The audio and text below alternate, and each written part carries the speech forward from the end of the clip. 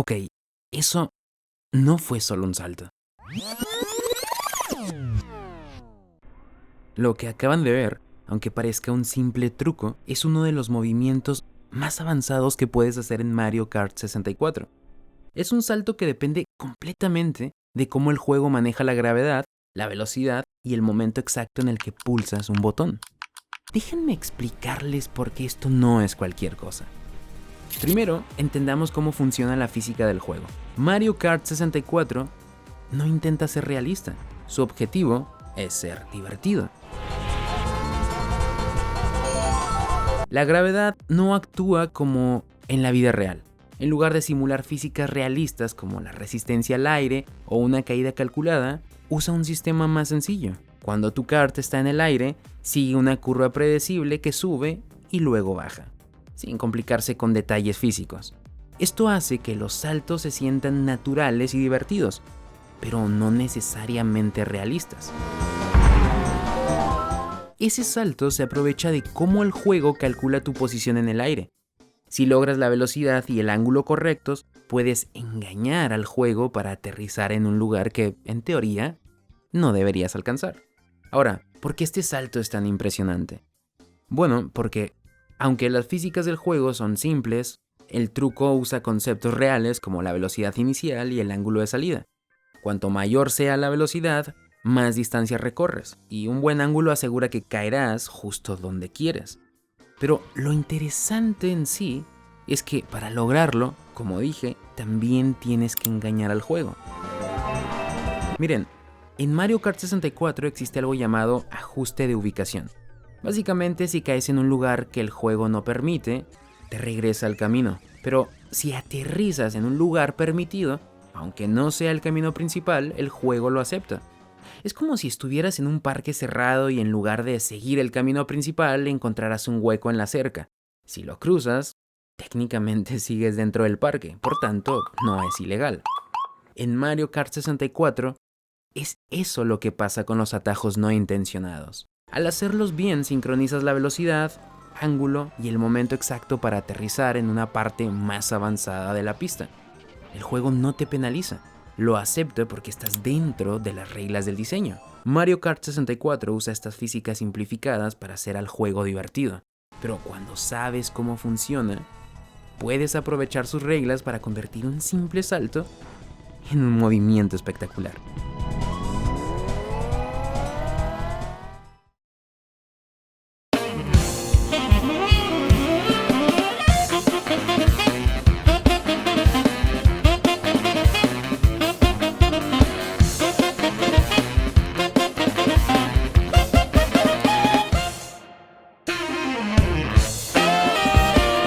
En los años 90, cuando Nintendo estaba desarrollando Mario Kart, estaba trabajando con las capacidades de Nintendo 64, que aunque era muy potente para su tiempo, también tenía limitaciones.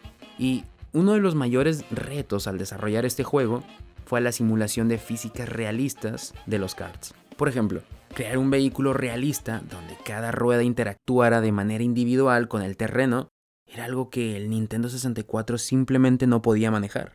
Por eso, Nintendo usó un método más simple, pero que funcionaba perfectamente bien. ¿Cómo funciona este método? Fácil. Hicieron que cada kart flote a una altura fija sobre el terreno, en vez de interactuar físicamente con él. Es como si los karts fueran imanes flotando sobre una superficie metálica. No tienen ruedas reales que toquen el suelo. Simplemente están pegados a una altura fija y siguen la forma del terreno como si los atrajera un imán invisible. Esto solucionó muchos problemas técnicos como el de la fricción y tracción que tendrían ruedas reales. Gracias a este enfoque simplificado, Mario Kart se pudo dar el lujo de diseñar pistas con inclinaciones, saltos y curvas imposibles sin que las físicas realistas complicaran la jugabilidad. Nintendo tenía claro que Mario Kart 64 no buscaba ser un simulador de carreras como Gran Turismo. Su prioridad era la diversión, no el realismo. El equipo de desarrollo liderado por Hideki Kono y dirigido por Shigeru Miyamoto vio este enfoque como una manera de convertir una limitación técnica en una ventaja de diseño. Por eso, cuando ves a un kart aterrizar después de un salto imposible sin perder velocidad, estás viendo el resultado de una decisión de diseño que definió el ADN de la franquicia. En pocas palabras, los karts de Mario Kart 64 no son autos porque Nintendo entendió que no necesitaban serlo.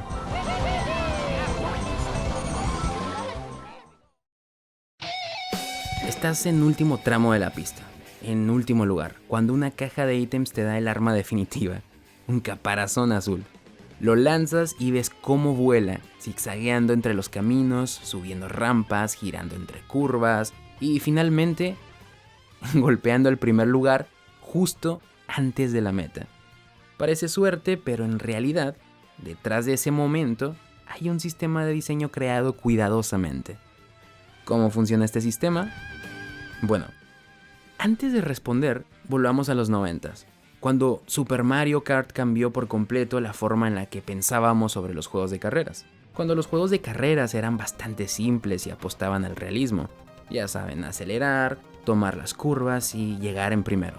Todo bien, pero ¿y si las carreras pudieran ser más emocionantes? ¿Y si no se tratara solo de velocidad, sino de un caos controlado y divertido? Let's go racing! It's Super Mario Kart Funny Car Madness! Only on Super NES! Turn the track into a giant... Esas son las preguntas que Nintendo se hizo. Mario Kart se alejó completamente de la idea de hacer juegos realistas. Nintendo apostó por la diversión pura y simple. Entendió que los juegos de carreras no tenían que ser solo de dominar curvas o perfeccionar la velocidad. Nintendo tomó ese manual y lo tiró por la ventana. ¿Una victoria por habilidad pura? Claro, es posible, pero igual de válido es lanzar un caparazón azul en el último segundo y robarte el primer lugar mientras te ríes como villano de caricatura. Eso sí que cambió las reglas del juego. Y aquí es cuando entra el maravilloso sistema de ítems de Mario Kart.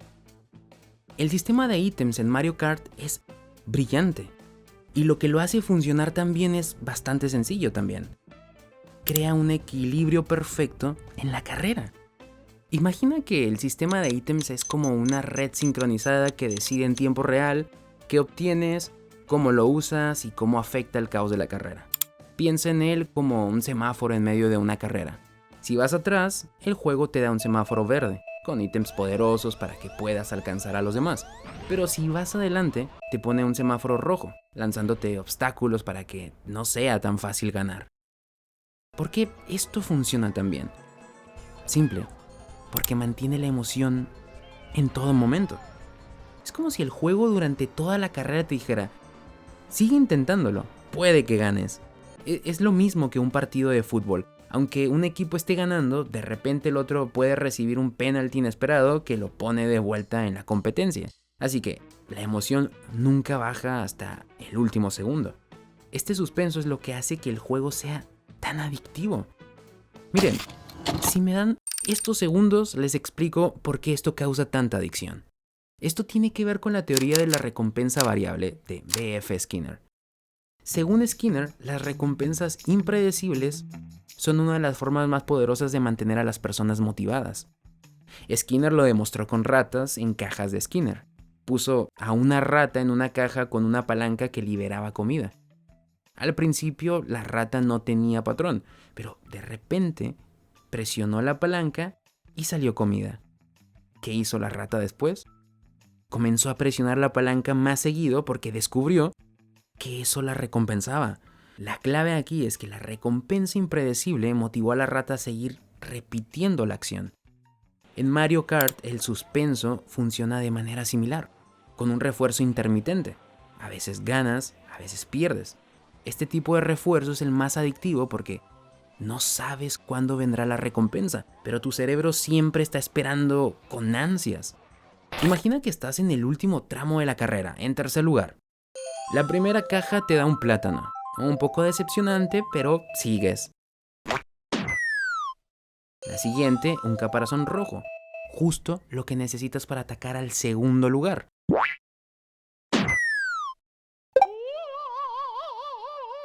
Finalmente, recibes otro plátano, que usas para hacer que el primer lugar derrape, robándole el primer lugar. Esta mezcla de sorpresa y expectativa Es lo que hace que el sistema sea tan emocionante. Nunca sabes qué te tocará, pero siempre hay una esperanza de que algo cambie el rumbo de la carrera. Es exactamente el mismo patrón que vemos en las máquinas tragamonedas de los casinos. Los juegos como Mario Kart se aprovechan mucho de esto porque apuntan a nuestra psicología más básica. Una decisión de diseño brillante. En contraste, juegos como Diddy Kong Racing tienen un enfoque diferente. Aquí los ítems son predecibles. Los globos de colores te dicen exactamente qué ítem vas a recibir. Y esto hace que se pierda un poco la gracia de la sorpresa. Pero lo bueno es que añade una capa de estrategia. Pero eso ya sería tema para otro video.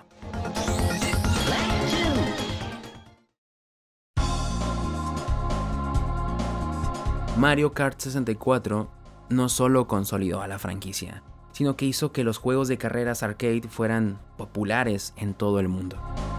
Estableció un nuevo estándar para crear mecánicas divertidas que iban más allá de la precisión o la lógica física. Fue el destructor de amistades antes que Smash Bros. Tomara el trono. Gracias a esta filosofía, Mario Kart 64 se convirtió en el juego que te hacía reír, gritar y pelear con tus amigos o hermanos en una sola carrera. Sé que en este video he hablado de algo que muchos conocen, y para algunos los trucos de Mario Kart 64 pueden no ser la gran cosa, pero quiero que recuerden el contexto de esa época.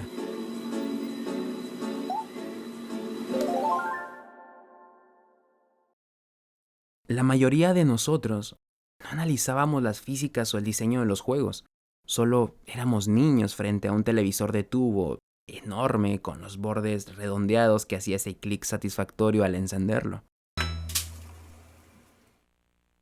A tu lado un cartucho de Mario Kart 64 prestado por un amigo o un primo y un control de Nintendo 64 con esa forma extraña que nadie entendía bien, pero para ti ya era una extensión de tus manos. No existían guías ni videos explicando cómo hacer cada truco. Todo lo que tenías era curiosidad, tiempo y la pura emoción de jugar. Eso era lo que hacía tan especiales a esos juegos. Descubrir un exploit era algo especial. Ver algo como el salto de Rainbow Road era casi como descubrir un truco de magia. Algo que no estaba en ningún manual, sino que era una consecuencia del diseño del juego. No sabías eso, pero corrías a contarles a tus amigos, emocionado de mostrarles tu truco secreto. Y pasabas el resto del día intentando repetirlo. Para ti, era como si hubieses encontrado el mejor truco de todos. Esa era la magia de los juegos de los 90s. Descubrir algo para sentir que estabas rompiendo las reglas. En la actualidad, los juegos están más controlados, diseñados para evitar trampas y, aunque eso hace a los juegos más justos, también les quita parte de la magia que es jugar. Los juegos de antes, como Mario Kart 64, nos daban ese asombro y emoción de entender algo que nadie te explicó. Es lo que marcaba la diferencia, y sin saberlo, también estaba marcando tu vida. Así que, gracias por acompañarme en este video, porque al final, recordar cómo jugábamos es, en parte, recordar quiénes éramos. Gracias por mirar.